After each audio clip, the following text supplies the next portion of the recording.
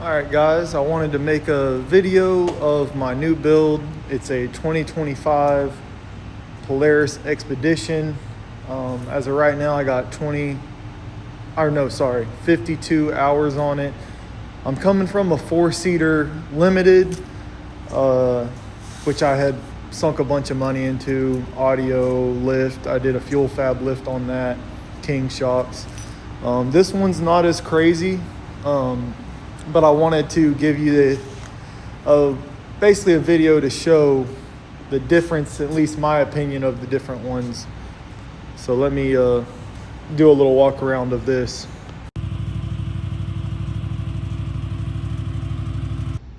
So this is the build so far.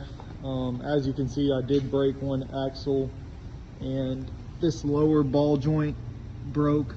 I'm not sure why. These are Kellers. It was only my third ride on them, but that's besides the point. So I did a Super ATV long travel lift on it with 8-inch billet portals, Super ATV with a 45% reduction. Those are North Georgia lighting portal lights. Very happy with those. I'll turn them on real quick so you can see.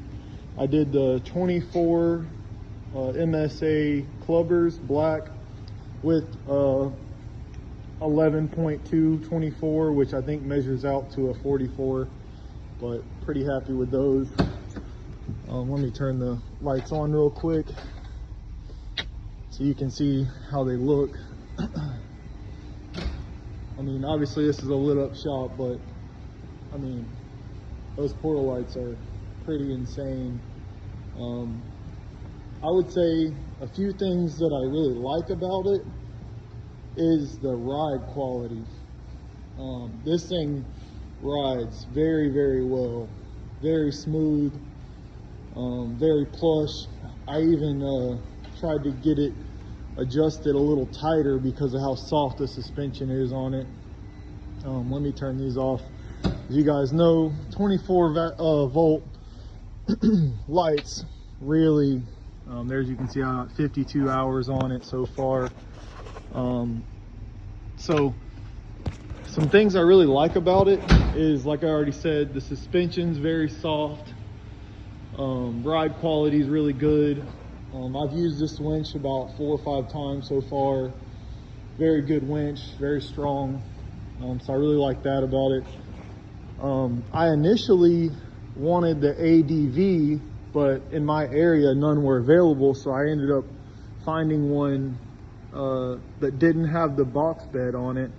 But I actually am really glad that I went this route, just for, you know, being able to easily lift up and service it and clean and everything else. So pretty happy with that. So like I said, I really like the ride quality, the fit and finish. The AC and heat feel way more like a car. The seating position to me is much nicer than the Defender Limited. It comes with the stereo with a single subwoofer, which I mean isn't bad. One thing I will say is the Bluetooth. For some reason or another, it's really like it almost skips like a CD if you just connect to Bluetooth. And I've tried different phones, I've tried everything. Doesn't make any difference. The only way, I guess the kids left a bag of chips in here. We just went to the car show or truck show, iDrive Throwdown. But they have a plug inside here that you can connect your phone to, and then you don't have that problem. But then you got to have a wire directly going to your radio. The navigation for the ride command, I just use my phone, so that really hasn't been a good benefit for me, because mainly probably user error. I haven't figured out how to use it yet the right way. I got the windows tinted on this. I did everything 15% ceramic. There was a dealership issue with the seal on this back window. You can kind of see it's a little off, so my window tint guy didn't want to tint that, so I'm trying to get it warrantied from the dealership. But compared to the 2024 Limited, I would say this definitely has more power. It rides better. The interior is definitely more comfortable. The power steering, in my opinion, works a lot better. I have these 44s, long travel 8-inch portals, and I can turn the steering wheel with one hand, no problem. My 6-year-old son can move the steering wheel when it's sitting at a dead stop.